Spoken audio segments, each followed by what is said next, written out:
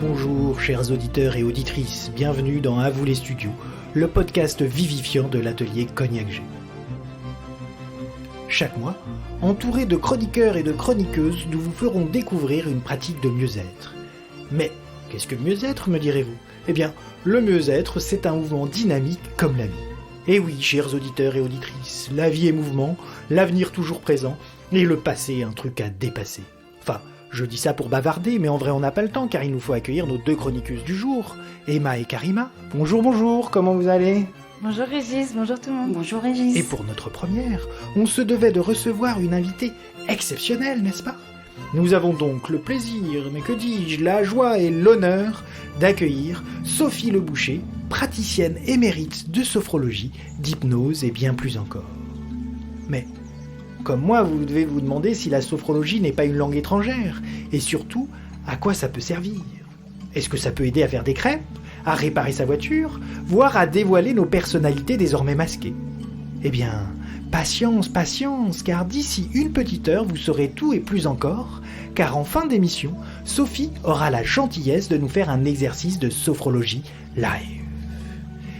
Voilà le programme du jour, chers auditeurs et auditrices. Mais avant d'accueillir Sophie, Fanny, la directrice de l'atelier Cognac G, va éclairer notre lanterne sur la fondation du même nom.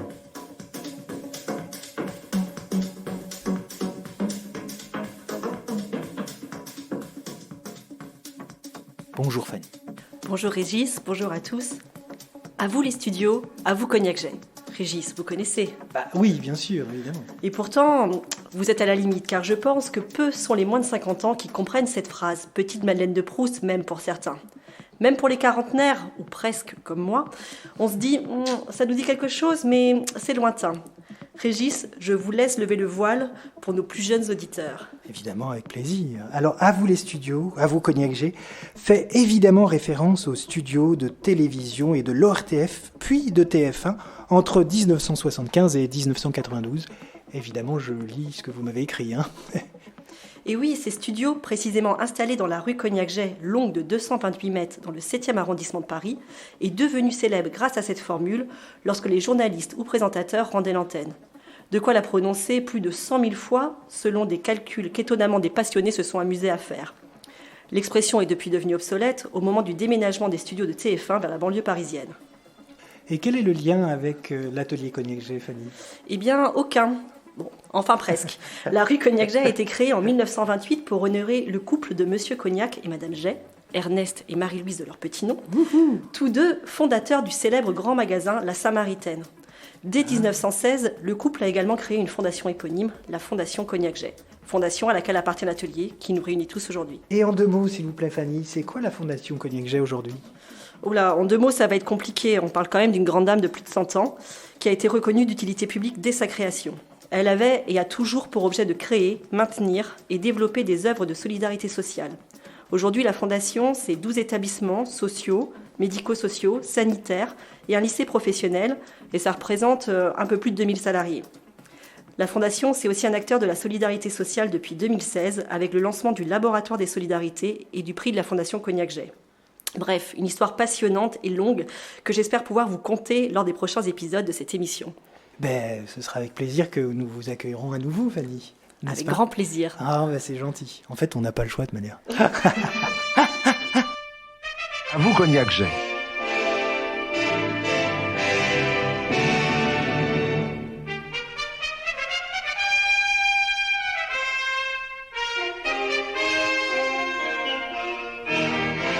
Bonjour Sophie. Bonjour Régis, bonjour à tous. Comment allez-vous ? Écoutez, très bien, je suis très heureuse d'être là avec vous en ce début de semaine et je vous remercie beaucoup de votre invitation. Qu'est-ce qui vous a donné envie d'être sophrologue et hypnothérapeute ? Alors, c'est une large question. J'ai découvert en fait la sophrologie il y a maintenant 4 ans. À cette époque, je travaillais en tant que chargée de projet dans le secteur de l'événementiel. Ah oui, rien à voir. Donc vraiment un milieu totalement différent dans lequel j'évolue aujourd'hui et dans lequel je m'épanouis. J'étais arrivée un petit peu au bout de ce que je pouvais apporter à ce métier. Sensation d'avoir envie de faire autre chose, de retrouver plus de liens humains, d'être moins derrière l'écran, l'ordinateur, parce que ma profession me demandait de l'être beaucoup.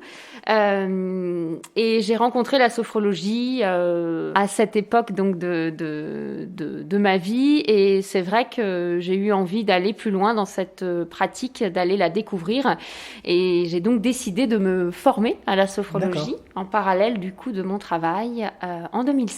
D'accord, donc vous avez commencé ça a été une réorientation douce entre les deux mondes. C'est-à-dire que vous êtes d'abord resté, puis vous avez doucement glissé vers la sophrologie, on pourrait dire. Tout à fait, voilà, exactement. Et pourquoi par la sophrologie d'abord? Puisque j'ai vu sur votre site que vous étiez aussi hypnothérapeute et praticienne de FT. Non, d'abord la sophrologie parce que c'est une des premières pratiques avec laquelle j'ai pu être en contact. Et puis, à l'issue de ma formation de sophrologue, j'ai eu envie d'aller un petit peu plus loin. Et notamment, j'étais aussi très intéressée par ce que l'hypnose pouvait apporter. Et il est vrai que sophrologie et hypnose forment une assez belle complémentarité qui me permet aujourd'hui d'accompagner de manière vraiment très globale les personnes qui se présentent à moi. D'accord. Et qu'est-ce qui vous plaît dans votre métier finalement? Qu'est-ce qui vous anime? Alors, beaucoup de choses. D'abord, c'est un métier que j'ai pleinement choisi de faire. Oui, c'est vrai que ça compte ce qu'on choisit, effectivement. Et oui, tout à fait, dans lequel j'y trouve le sens que je recherchais. Beaucoup d'épanouissement, beaucoup de rencontres, de liens humains. Et puis, la profession que j'exerce aujourd'hui me permet vraiment aussi de pouvoir travailler dans différents secteurs, différents milieux, très différents. Et ça, c'est vrai que c'est une grande richesse que j'apprécie jour après jour. D'accord, c'est-à-dire que vous n'êtes pas enfermé dans une seule pratique, dans un seul domaine.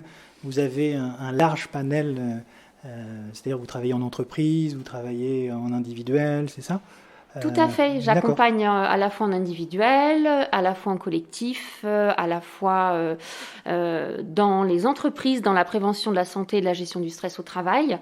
J'interviens aussi dans les structures médicales, à la fois dans les unités de soins de support, dans les services de cancérologie, mais aussi plus récemment pour le personnel soignant. Qui a aussi énormément besoin. Quand on prend soin des autres, ça nécessite d'abord de prendre soin de soi. Donc j'y ai trouvé aussi tout un intérêt à pouvoir accompagner les soignants dans leur travail quotidien.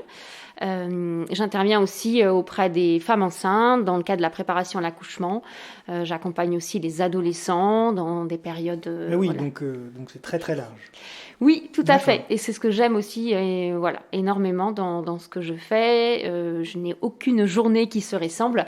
Elles sont toutes différentes et en tout cas, ça me correspond en tout cas tout à fait dans ce que j'avais à souhait de faire. D'accord, donc pas du tout comme en 2016 où vous étiez vraiment dans quelque chose de un peu plus routinier, d'accord. J'ai quand même une question, c'est-à-dire que vous faites une profession de mieux-être, comme on a vu, et qu'est-ce que vous faites? Parce que j'imagine que ça vous arrive d'être stressé, ça vous arrive de mal dormir, alors c'est quoi? Qu'est-ce que c'est vos trucs à vous? Alors, évidemment, les techniques de la sophrologie que j'ai plaisir à transmettre chaque jour. Mais par exemple, les vôtres à vous. Vous dormez pas un soir, vous dormez pas. Qu'est-ce que vous faites ? Vous écoutez Eh bien oui, je pense qu'il faut en effet s'écouter. La réponse est en tout cas dans cette écoute de nous-mêmes. Je m'appuie énormément sur la respiration, qui est un des fabuleux outils dont nous avons tous possession, sur des respirations les plus profondes possibles, et notamment la respiration ventrale, qui est une respiration que l'on retrouve dans de nombreuses pratiques de bien-être, à la fois en cohérence cardiaque, également dans le yoga. On la retrouve aussi beaucoup en sophrologie et qui va venir, en plus de pleinement se détendre, stimuler le système que l'on appelle parasympathique et du coup pouvoir aussi agir sur son rythme cardiaque et de pouvoir, dans cette respiration, pleinement en prendre conscience, et dans cette prise de conscience, occuper le mental que l'on dirige en toute conscience vers cet objet de concentration qui va être notre respiration. Parole, c'est des rires. Inima senekele igwa seneti. Eke. Inima senekele igwa seneti. Eke. Eke. Eke.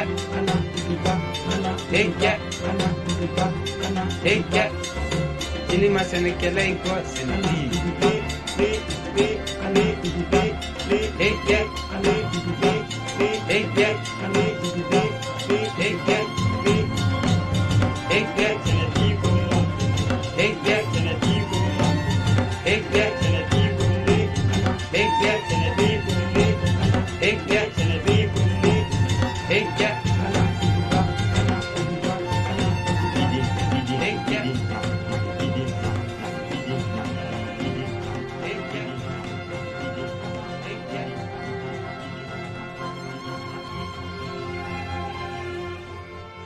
Vous n'avez pas juste une respiration pour vous, c'est-à-dire que vous un soir, ou alors peut-être que c'est plutôt le stress avant une intervention en public ou quelque chose comme ça, vous arrivez à vous faire des pratiques très simples ou pas du tout ?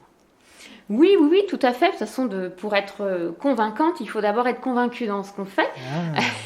Très beau, Donc très moi, beau. je le suis pleinement. C'est ce qui m'anime du coup à transmettre ces fabuleux outils, puisque moi, ce que je propose vraiment, ce sont des techniques, des outils qui va permettre à chacune de pouvoir mieux gérer tout ce qui nous traverse, les défis qui sont les nôtres, et notamment nos émotions. C'est-à-dire, précisez juste ça un tout petit peu avant qu'on écoute Emma, mais d'abord préciser, c'est quoi ces émotions ? Finalement, se dire que on a tout en nous, des capacités finalement qui sont naturelles à pouvoir mieux gérer, mieux traverser nos émotions, que notamment, moi je parle beaucoup parce que c'est par rapport à ça aussi qu'on vient me consulter, ces fameuses émotions négatives qui, par cette période assez trouble que nous vivons, nous sont vraiment venus nous rendre visite. Sentiments, des émotions de colère, d'énervement, de frustration, d'impatience, ce qui va générer évidemment beaucoup de fatigue, de pouvoir être à même de pouvoir répondre à ces émotions en toute autonomie, se dire qu'il n'y a pas meilleure personne placée que nous-mêmes pour pouvoir agir dans l'immédiateté. Je dis souvent que finalement notre premier médecin, c'est nous-mêmes. Ouais, donc apprenons à nous connaître pleinement, et dans cette connaissance de nos mécanismes, à pouvoir être capable d'agir, qu'il soit 4 heures du matin ou que l'on soit le week-end, d'essayer de ne pas être dépendant ou dépendante de quelque chose ou de quelqu'un. Donc c'est un petit peu dans cette voie que la sophrologie s'inscrit. D'accord. Agir, c'est dans le sens transformer. Transformer un état, passer d'un état à un autre, c'est ça ? Tout à fait. On parle aussi, je trouve que c'est une image qui est assez parlante, de météo intérieure. Voilà. C'est bien de la se météo dire intérieure. que la météo est changeante d'heure en heure, et qu'elle peut l'être tout autant à l'intérieur de nous-mêmes. Excellent. On va pouvoir demander, c'est un bon moyen d'accueillir Emma, et on va pouvoir lui demander bonjour Emma. Bonjour. C'est vrai, quelle est sa météo ? C'est quoi votre météo intérieure aujourd'hui, Emma ? Alors aujourd'hui, la météo est très bonne. Elle est très bonne. Exactement. Et donc c'est la minute culturelle que vous nous présentez, et donc vous allez nous emmener où aujourd'hui ? Alors aujourd'hui, je vous emmène à l'exposition L'Amazone érogène, qui se déroule en ce moment au Bon Marché. L'Amazone érogène, c'est quoi ça, Emma? Oui, le nom n'est pas hyper explicite, mais vous inquiétez pas, je vais tout vous raconter. D'accord. Donc, l'exposition est réalisée par Prune Nourri, qui est une artiste plasticienne. Son travail soulève plein de questions scientifiques qu'elle transforme en art. Par exemple, la notion d'équilibre est au centre de ses œuvres, et notamment l'équilibre qui est lié au corps. En fait, en 2016, elle a eu un cancer du sein. C'est pourquoi le corps est très présent dans ses œuvres, et aujourd'hui, elle ramène ce diagnostic à une démarche artistique. Donc, pour l'œuvre qui est exposée au Bon Marché, elle s'est inspirée de la figure mythologique des Amazones, dont la légende raconte qu'elles se mutilaient le sein droit pour être de meilleures archères, donc pour que leur tir soit beaucoup plus puissant. Donc, à travers son œuvre, elle joue en fait avec ce symbole de la guerrière. Donc, au Bon Marché, vous pourrez découvrir une énorme installation de plus de 800 flèches qui sont toutes pointées vers une cible, dont on comprend maintenant qu'elles représentent un sein. Et tout au long de la trajectoire de ces flèches, il y a une dizaine de tableaux qui sont exposés. D'accord. Oui, c'est vraiment une exposition qui est à la fois esthétique et hyper symbolique que je vous recommande. Et elle se déroule en ce moment jusqu'au 21 février. D'accord. Et vous, quand vous l'avez vu, ça vous a fait quoi, ça vous... Moi, j'ai adoré. D'accord. Et en fait, ce qui est assez surprenant et ce qui est marrant, c'est que on fait nos courses et si on lève la tête, on voit cette œuvre d'art gigantesque. Et on ne comprend pas trop au début, mais on comprend au fur et à mesure que cette œuvre d'art, avec ses flèches, nous conduit vers une exposition, justement. Et c'est vraiment chouette. Et justement, avec l'explication que je viens de vous raconter, ça prend tout son sens. D'accord. Donc, c'est un beau moment de poésie en même temps qu'on fait ces courses qui sont un moment beaucoup moins poétique. D'accord. Exactement. Merci beaucoup, Emma. Je vous en prie.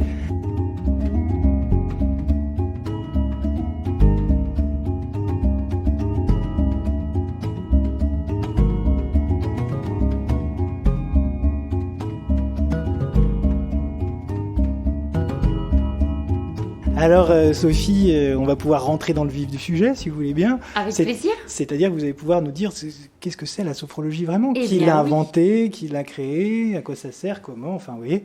Tout à fait, parce que comme vous l'avez sûrement dit, la sophrologie, c'est un terme que l'on entend dans différents secteurs maintenant, mais on ne sait pas forcément ce qui s'y cache derrière. Alors, ça sert à faire des crêpes ou pas? Déjà, la sophrologie, ça vient du grec, du grec donc sos, phrène, logos, qui donc définit tout simplement l'étude d'une certaine harmonie, un certain équilibre tant mental que physique. D'accord. C'est une technique qui a été mise au point dans les années 60, donc au regard de d'autres pratiques, on peut quand même dire que c'est assez récent. Ça a été mis au point par un neuropsychiatre, Alfonso Caicedo, qui à cette époque, en tant que neuropsychiatre en Occident, avait déjà connaissance de différentes techniques qui étaient connues à cette époque, en Europe, en France, à savoir l'hypnose, la psychanalyse, la méthode Coé, qu'on connaît, qui a été un petit peu plus démocratisée, le fameux « je vais bien, tout va bien », la pensée positive. Et ce neuropsychiatre, fin des années 60, il va partir 3 ans en Asie. Et de ce voyage, il va y découvrir une approche beaucoup plus corporelle. Il va y découvrir le yoga et les différentes techniques de respiration qui sont associées au yoga. Il va découvrir aussi la méditation, la culture zen, l'importance du moment présent et l'écoute de soi-même. Toutes ces techniques vont être pour lui une vraie découverte, une révélation, on pourrait dire. Oui, en tout cas, il s'ouvre à ces techniques qui ne sont pas du tout ancrées comme elles le sont aujourd'hui dans nos sociétés. De ce fait, de son retour en Occident, il va décider d'y faire quelque chose de toutes ces techniques qu'il a découvertes et il va les associer à des techniques beaucoup plus psychiques, mentales, telles que je vous ai décrites, connues en Occident. L'union finalement de ces deux approches, on va dire de ces pratiques orientales et de ces techniques occidentales, va tout simplement donner naissance à la sophrologie. Alors, juste une petite précision, les techniques occidentales, c'est quoi? C'est la psychanalyse, c'est l'hypnose? Tout à fait, des techniques beaucoup plus psychiques. Ok, c'est ce mariage-là, en fait, d'accord, il a marié l'Occident et l'Orient. Tout à fait, c'est cela. Donc ça a donné du coup la sophrologie, une technique que l'on définit comme étant psychocorporelle. On entend par ce terme une approche qui va venir agir autant sur le corps que sur le mental. Comment ça se présente? Oui, concrètement, une séance. Exactement. Dites-moi. Alors, J'arrive chez vous. Peut-être déjà se dire que la sophrologie, eh bien, on va venir combiner des exercices à la fois de respiration, qu'on va venir associer à des mouvements doux du corps, où on travaillera la décontraction musculaire. Et puis, le dernier pilier, eh bien, c'est la visualisation d'images positives, qui est une technique que l'on utilise dans d'autres pratiques, notamment en hypnose, mais que l'on retrouve aussi en sophrologie. Toutes ces techniques vont nous permettre une meilleure connexion à soi-même, percevoir peut-être son corps différemment que dans la douleur, dans la fatigue, dans la contrainte aussi. Et ces techniques, elles vont nous accompagner dans notre quotidien pour nous permettre d'agir par soi-même en toute autonomie et surtout de manière préventive. D'accord. De pouvoir ne pas attendre d'aller mal pour aller bien, ce que l'on fait parfois trop souvent. Ça, c'est effectivement plus oriental, comme a priori, comme d'anticiper. La prévention me paraît plus... D'accord. Mais en fait, ce que je me demandais, c'est... j'arrive chez vous, vous prenez toutes les techniques d'un coup, ou vous choisissez en fonction, il y a des techniques adaptées si j'ai des problèmes de sommeil, si j'ai un examen médical, vous voyez, comment vous choisissez, quoi? Alors, lors d'une première rencontre, d'un premier rendez-vous, finalement, d'abord, il va y avoir un dialogue, ce qu'on appelle l'anamnèse, pour que je puisse pleinement comprendre ce qui vous amène, quels sont vos besoins, vos attentes et surtout votre objectif. Parce que parfois, on sait trop souvent ce qu'on ne veut pas, ce qu'on ne veut plus, mais on a plus de difficultés à savoir finalement ce que l'on veut vraiment. Je n'avais pas pensé à ça. Et donc ça, c'est important. On dit qu'il n'y a de vent favorable que pour celui qui sait où il veut aller. Donc, posons-nous les bonnes questions. À l'issue un petit peu de cet entretien, moi, je m'efforce à savoir aussi quelles sont vos ressources, ce qui vous fait du bien. Voilà. Pour que je puisse ensuite m'appuyer sur ces ressources à pouvoir vous accompagner de manière beaucoup plus personnalisée, d'aller dans les références qui sont les vôtres, dans les mots qui vont vous parler, les environnements aussi qui sont pour vous synonymes de détente et de bien-être. Donc ça veut dire que vous ne plaquez pas une technique sur la personne. Vous adaptez des techniques que vous avez apprises en fonction des goûts ou de la personnalité, c'est ça? Tout à fait. Voilà, il y a vraiment un accompagnement qui est du coup sur mesure.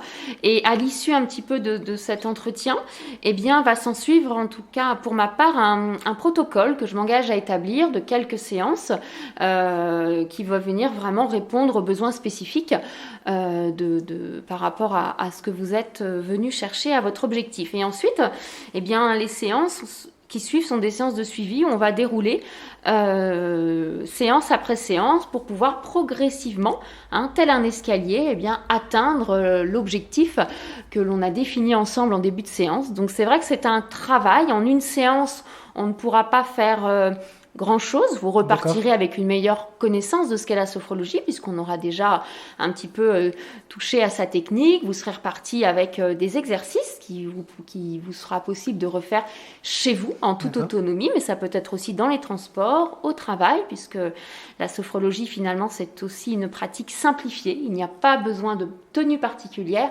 ni de matériel. Donc, c'est vraiment des outils qui vous accompagnent dans votre quotidien et qui plus est, tout au long de votre vie. Donc c'est vrai que c'est un travail qui s'inscrit sur plusieurs séances, au minimum 4 à 8 séances.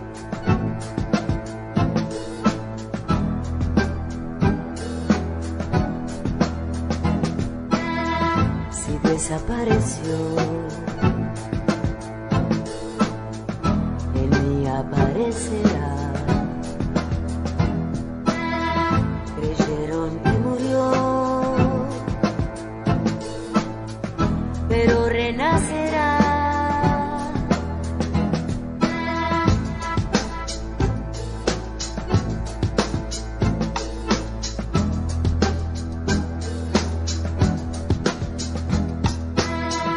Llovió, paró, llovió, y un chico adivinó. Oímos una voz y desde un de pañuelo blanco.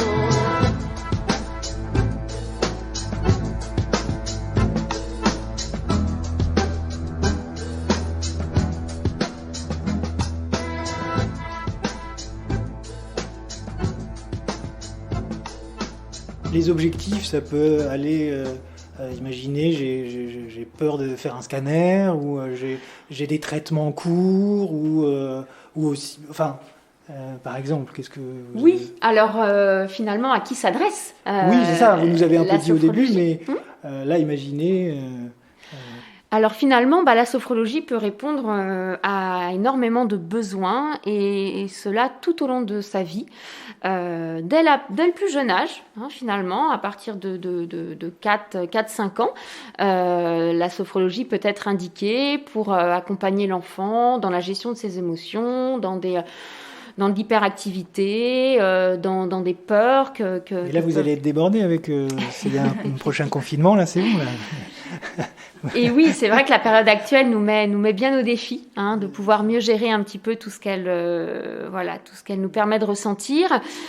Finalement, ça peut être aussi les adolescents, les étudiants dans leur processus en effet d'études, se préparer à un examen, un entretien. Ça peut être ensuite, et d'ailleurs ça a été une des premières applications de la sophrologie dans l'accompagnement à la préparation à l'accouchement, de pouvoir aussi mieux se désensibiliser, se préparer à ce jour J. Et puis ensuite, tout au long de sa vie professionnelle, des prises de parole en public, pour les sportifs aussi, se préparer à des compétitions sportives, se permettre de vivre ce jour J avant de le vivre, ce qui fait qu'on aura une sensation de déjà vu, d'avoir un petit peu déjà vécu ce jour générateur de stress et de peur. Et puis ensuite, dans le domaine aussi du travail, je vais plus parler, j'interviens dans les entreprises, dans la prévention de la santé, gestion du stress au travail, s'initier à des techniques telles que la sieste flash ou toute autre c'est bon pratique. Ça, la sieste flash. C'est ce que vous allez nous faire après ou Eh bien, écoutez, avec plaisir, pourquoi pas. Une sieste flash. Moi, je veux, quoi. Micro-sieste. Ça me rappelle mon enfance avec Goldorak ou ce genre de truc, vous voyez, c'était sieste flash, quoi. Faire des siestes, mais flash. Et puis ensuite, la sophrologie est un excellent outil aussi pour accompagner dans un âge plus avancé, jusqu'à accompagner dans les EHPAD, voire la fin de vie aussi. Et moi, j'ai une petite question, Sophie. Quelle est la différence entre la sophrologie et la méditation ? Je me demande. La sophrologie, en fait, est née de différentes approches, l'influence de l'hypnose et de la méditation. La sophrologie, finalement, peut être qualifiée comme une méditation. On y trouve beaucoup de similitudes, cette capacité aussi à se déconnecter du monde qui nous entoure, à mieux se connecter à son monde intérieur. La sophrologie, finalement, a comme support la voix, que l'on retrouve aussi dans la méditation et aussi dans l'hypnose. Donc, en fait, la sophrologie, en quelque sorte, est une sorte de méditation. Elle nous amène dans cet état où le mental va y être beaucoup plus calme et va nous permettre de plus à l'écoute, finalement, de ce qui se passe en nous, d'être pleinement connecté à soi. Donc après, dans la méditation, il y a aussi différents types de méditation, mais c'est vrai que... d'ailleurs pour les personnes qui font de la méditation, ça va leur être beaucoup plus utile, ou en tout cas risque de beaucoup plus rentrer dans les techniques de la sophrologie plus rapidement. D'accord, mais c'est des techniques, des exercices assez différents quand même, qui diverses. Oui, tout à fait. La sophrologie, où elle se démarque, c'est qu'elle travaille sur la respiration, le mouvement du corps, puisqu'on travaille vraiment à la fois sur le corps et puis aussi sur l'aspect beaucoup plus psychique, mental. Donc j'ai envie de dire que la sophrologie rassemble un petit peu toutes ces différentes approches. Donc évidemment qu'à un moment, on y trouve des points communs, des similitudes, mais évidemment avec des différences. D'accord. C'est peut-être deux niveaux de conscience différents ou un objectif qui est peut-être différent. La méditation a une dimension peut-être spirituelle, enfin une rencontre de soi peut-être différente, alors que la sophrologie a quelque chose de pratique, C'est-à-dire qu'on a un objectif, on veut vraiment atteindre quelque chose? Oui, voilà, je pense qu'il y a D'accord. cette notion en effet d'objectif qui est très important de retenir, de pouvoir progressivement aller vers un état que l'on souhaite retrouver ou que l'on souhaite au contraire trouver parce qu'il s'avère qu'on ne l'y ait pas déjà ressenti. D'accord. Alors moi, Sophie, j'ai une question, point de vue soignant. Alors, que je sois soignant, milieu hospitalier, donc médecin, infirmière, aide-soignante, psychologue ou soignant en ville, quel patient je peux t'adresser? Voilà, par rapport à certains symptômes, justement, un peu plus... qu'est-ce qui pourrait aider, justement, tous ces soignants dans la pratique de la sophrologie? Eh bien, en fait, comme je disais, la sophrologie accompagne sur différentes problématiques. Donc, j'ai envie de dire tous les publics, que ce soit de l'amélioration du quotidien. J'entends par là travailler sur le stress, la fatigue, la confiance en soi, les difficultés de sommeil aussi. Il faut savoir que là, on parle, beaucoup de personnes, malheureusement, on est nombreux à être sujet à des problématiques de sommeil, que ce soit des difficultés d'endormissement, des réveils nocturnes, des réveils très précoces. Donc la sophrologie est aussi indiquée pour ce genre de problématiques. Ça peut être aussi dans l'accompagnement au traitement médical, puisque c'est aussi une de mes actions, en tout cas j'œuvre à accompagner dans ce domaine-là. Travailler bien sur la vitalité, sur la confiance en soi, sur la gestion de la douleur, sur optimiser un traitement que l'on suit, développer la combativité, de pouvoir vraiment accompagner la personne dans ce qu'elle vit et pouvoir lui permettre de gagner en une meilleure qualité de vie. Tout ce qui va avoir attrait aux peurs, aux phobies, aux aversions également. Peur? Je vois pas ce que c'est. Vous voyez, vous? Non. Je pense qu'alors là, non, ça va intéresser personne. Les addictions, le tabac par exemple? Oui, tout à fait, en soins de support, toujours. Il faut savoir qu'aucune pratique finalement ne se substitue à une autre, mais en tout cas, oui, la sophrologie, l'hypnose ou l'EFT et de nombreux autres sont finalement des techniques qui accompagnent vers un mieux-être certain. D'accord. Alors, merci beaucoup Sophie. Avant que vous nous fassiez une séance live, n'est-ce pas? Oui, ou du moins un exercice avec lequel vous allez repartir et qui vous accompagnera tout au long de votre vie. Génial. Nous dites pas encore, vous allez nous laisser la surprise. Mais avant, il nous faut accueillir Karima et sa chronique musicale. Bonjour Karima. Bonjour Régis, bonjour Emma, bonjour Sophie. Alors, je vais vous raconter la vie secrète des chansons. Et oui, les chansons ont des secrets. Je vais commencer par la célèbre I Will Always Love You. Cela vous dit quelque chose? Non. Whitney Houston, la BO du film Bodyguard, 1992. Non. T'étais pas encore né, c'est ça, Régis? Si, j'étais né, mais je peux pas me permettre d'avouer que j'ai aimé ce film. Non. Tu me rassures. Bon, je sais pas en face, là, si vous connaissez, ne m'obligez pas à la chanter, j'ai pas envie. Non. Bon, insistez encore un petit peu, s'il vous plaît. Et je la chante. Karima. Alors. And I will always love you. Bon, j'arrête. Bon, alors, petit secret, bien cette chanson est une reprise d'un succès de Dolly Parton qu'elle a écrit en 1974. Elvis Presley, le grand Elvis Presley, a voulu racheter les droits, mais Dolly a refusé. Elle ne voulait pas la perdre, sa chanson. Sa chanson d'amour était son petit bébé à elle. Et en écoutant la version de Whitney Houston, Dolly Parton aurait dit « J'aime beaucoup, mais je n'aurais jamais imaginé que l'on puisse la chanter de cette manière ». Nous allons donc écouter la version originale de la grande star de country, pop, Dolly Parton, auteure, compositrice, interprète, actrice. Ah oui, on sent que vous l'aimez beaucoup quand même. Oui, vous avez compris, je suis grande fan, grande fan de Dolly. Allez, bon, c'est le moment de l'écouter, d'accord? Sorry about that noise. I was trying to get in place here.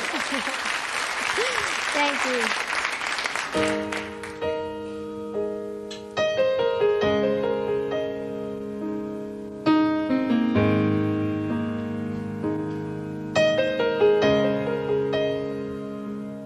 If I should stay, well, I would only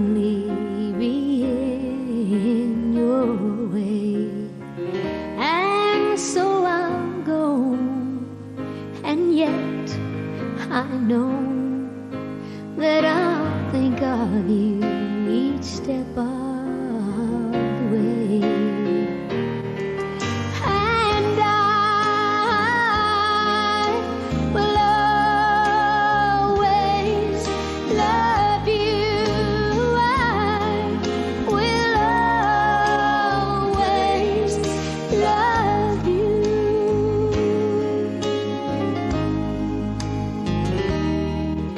Bittersweet memories, I guess that's all I'll be taking with me.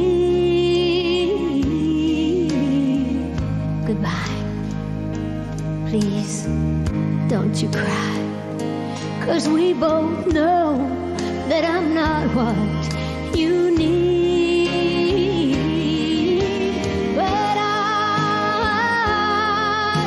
will always love you. I will always love you.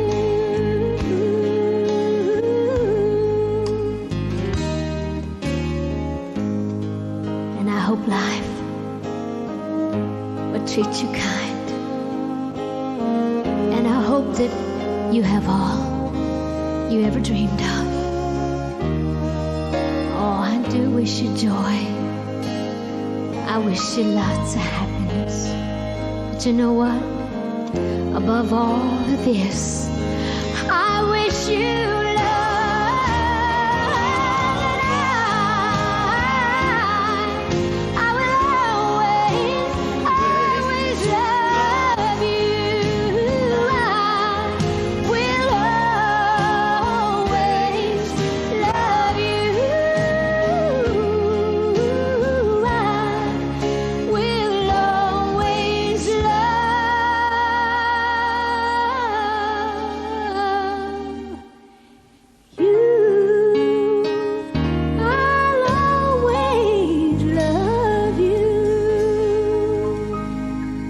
Eh bien voilà, une artiste à découvrir, n'est-ce pas, Dolly. Merci Karima de nous avoir fait découvrir cette merveilleuse artiste que je ne connaissais pas, j'avoue. Eh ben, je vous en prie. Ah oui, à ce point-là, oui, t'es jeune. Ben oui. Enfin, je suis un peu plus jeune que... Dolly Parton, oui, c'était les années 60. Ben oui, c'est ça. Toujours, hein, encore, elle chante. Et l'avantage, c'est que sa voix profonde et suave nous a parfaitement préparés pour faire un exercice de sophro, n'est-ce pas, Sophie ? Ben oui, tout à fait. Je suis aussi d'accord. Ça nous a bien apaisés. Alors pendant la musique que nous écoutions aussi, on s'est dit que on hésitait. Est-ce que ça allait être un exercice comme ci ? Et vous hésitiez en tout cas vous. Est-ce que c'est la sieste flash ? Bon, moi j'avoue, sieste flash. Mais c'est vous qui décidez. Vous faites bien. Oui, bah oui, il y a tellement d'exercices que j'aimerais vous faire découvrir, parce que la sophrologie en compte une petite 50aine, en tout cas, tout confondu. Donc ça offre, ça vous donne une idée en tout cas du panel qu'il est possible d'avoir, de connaître, de découvrir et ensuite d'expérimenter. L'exercice que j'ai néanmoins envie de vous proposer, ça va être l'exercice du cou, où on va venir en fait solliciter le cou dans sa rotation, parce que c'est vrai que je pense qu'on est quand même aujourd'hui beaucoup sollicité dans cette posture devant les écrans, et on est nombreux à avoir des tensions au niveau de nos épaules. Et puis de faire cet exercice avec l'intention de faire le ménage dans notre tête. J'ai eu peur.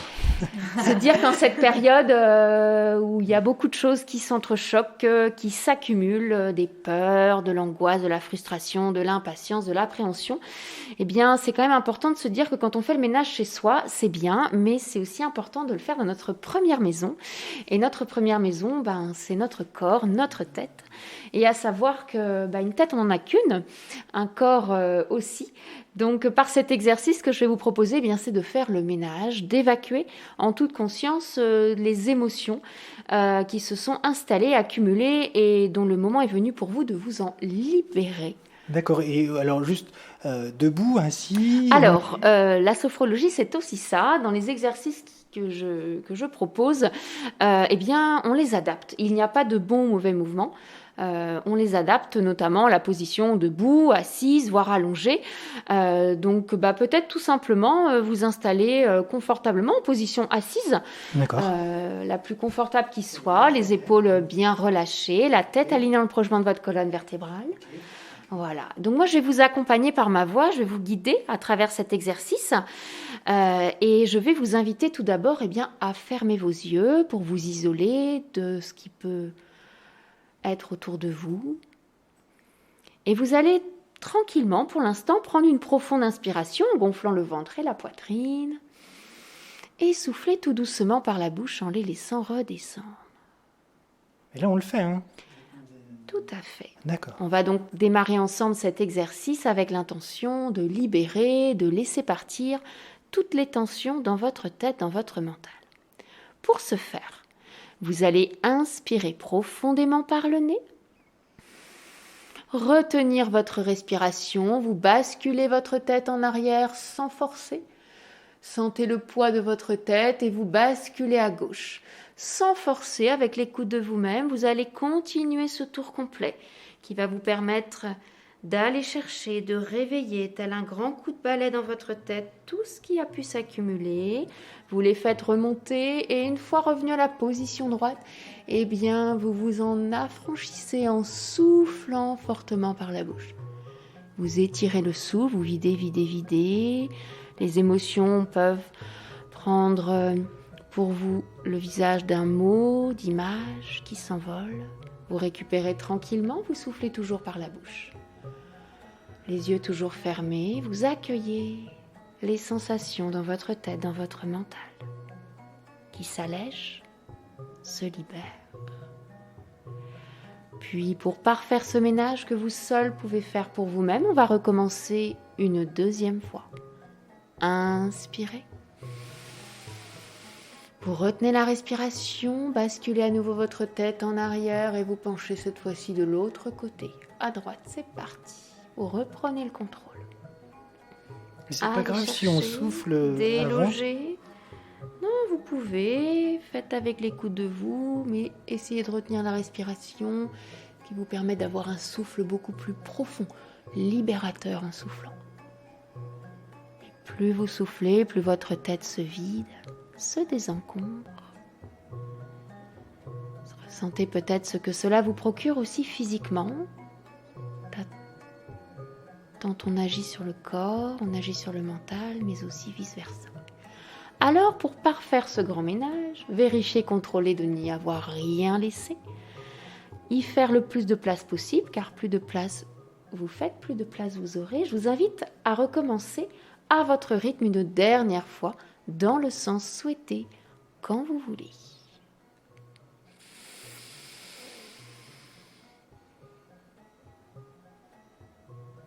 Vérifiez, contrôlez de n'avoir rien oublié dans ce dernier tour. S'il y a des petites émotions qui se décrochent, et libérez-vous-en dans le souffle. Récupérez tranquillement une respiration naturelle, accueillez l'ensemble de vos sensations. En quoi vous venez de gagner par ce que vous venez de faire en toute autonomie. Alors sachez pouvoir refaire cet exercice dès qu'une pensée parasite, cogitation, agitation mentale s'installe dans votre tête. Faites comprendre à toutes ces émotions, ces sensations qu'elles ne sont pas les bienvenues, qu'il n'y a tout simplement pas de place pour elles, mais uniquement pour ce que vous aurez décidé d'avoir dans votre tête, émotions positives, confiance, détente. L'exercice est à présent terminé. Tout doucement et à votre rythme, vous pourrez rouvrir vos yeux.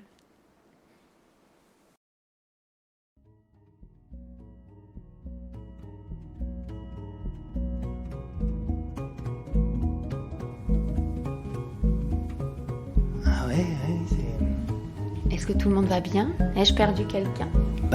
Moi ça va. Emma, Karima, alors? Ça va très bien aussi. Très bien aussi. C'était comment pour vous, Emma? Moi, ça m'a... en plus, ça tombait à pic parce que j'ai très mal au cou en ce moment. Ah, d'accord. Du coup, là, ça m'a détendue. Je suis très calme et ça m'a apaisée. D'accord. Et vous, Karima? J'ai la tête sur un nuage. Vous avez la tête sur un nuage. Complètement légère, voilà. D'accord. Sur un nuage. Le ménage a été bien fait. Le ménage a été bien fait. Du coup, il y a moins de... Bravo. Ouais. Alors moi, j'étais... Je grognais, je savais pas si je faisais bien gauche, j'avais déjà perdu où était ma gauche de ma droite. Mais malgré que ça faisait ça, je suis un peu plus... je sais pas, j'ai l'impression d'être un peu plus calme. Mais je sais pas. J'avoue que la voix de Sophie. Voilà. Moi, c'est juste que ça faisait beaucoup d'interventions. Enfin, ça faisait des interférences. Mon mental faisait des interférences. C'est normal ou Oui, tout à fait. Quand on découvre ces exercices pour la première fois, on est un petit peu attaché. Est-ce que je fais bien? Est-ce que je fais pas bien? Je fais trop vite, pas assez vite. Et puis finalement se dire que tout ça n'a aucune importance. Il n'y a pas de bon ou mauvais mouvement. Le bon mouvement, c'est le vôtre. Donc au contraire, appropriez-vous cet exercice, jouez-en avec, j'ai envie de dire. Il n'aura d'autant plus de force et de répercussions que si vraiment vous le faites à votre manière. Donc vraiment, après, on s'apprend complètement à se détacher de tout ça. Et l'objectif, c'est comment on se sent, finalement, une fois l'exercice terminé. D'accord. Oui, c'est vrai que là, je me sens plutôt cool. Donc, gardez cet exercice-là, pour le coup, dans votre tête, mais offrez-lui une place. C'est vraiment une technique qui vous accompagne dans votre quotidien, ça c'est vraiment important. Et de vous dire aussi que si vous vous sentez plus détendu, un peu plus léger, dans du mieux-être, c'est que vous y êtes allé seul dans ces sensations. Moi, je n'ai fait finalement que vous accompagner par ma voix, donc c'est se dire que toutes ces sensations, finalement, vous êtes allé les réveiller par vous-même, donc c'est qu'elles vous sont accessibles à votre portée. C'est de répercussions que si vraiment vous le faites à votre manière, donc vraiment, après, on s'apprend complètement à se détacher de tout ça, et l'objectif, c'est comment on se sent, finalement, une fois l'exercice terminé. Voilà. Oui, c'est vrai que là, je me sens plutôt cool. Donc, gardez cet exercice-là, pour le coup, dans votre tête, mais offrez-lui une place. C'est vraiment une technique qui vous accompagne dans votre quotidien, ça c'est vraiment important. Et de vous dire aussi que si vous vous sentez plus détendu, un peu plus... léger, dans du mieux-être, c'est que vous y êtes allé seul dans ces sensations. Moi, je n'ai fait finalement que vous accompagner par ma voix, donc c'est se dire que toutes ces sensations, finalement, vous êtes allé les réveiller par vous-même, donc c'est qu'elles vous sont accessibles à votre portée, tout simplement. Super, merci beaucoup Sophie. Merci, je vous en prie, merci à vous. Et je pense qu'on va être obligé de vous réinviter parce que moi, j'attends la sieste flash. J'avoue que... Avec grand plaisir. Donc merci Emma, merci Karima, merci Fanny qui est au loin là-bas, on la voit. Merci Régis et merci Cognac G. Oui, merci à tout le monde. Évidemment, si vous souhaitez en savoir plus sur la pratique de Sophie, vous trouverez toutes ses coordonnées sur le site de l'atelier Cognac G. Et puis aussi, vous pouvez suivre toute l'actualité de l'atelier, cette fois-ci, sur Insta et Facebook. Mais aussi venir partager vos réactions, vos questions ou toutes vos propositions pour les prochains numéros d'Avoulez Studio. Donc surtout, n'hésitez pas à nous écrire. Et d'ici le prochain numéro, il ne nous reste plus qu'à vous souhaiter une bonne continuation. Et puis n'oublions pas que malgré ces temps bousculés, l'avenir c'est comme l'amour, infini.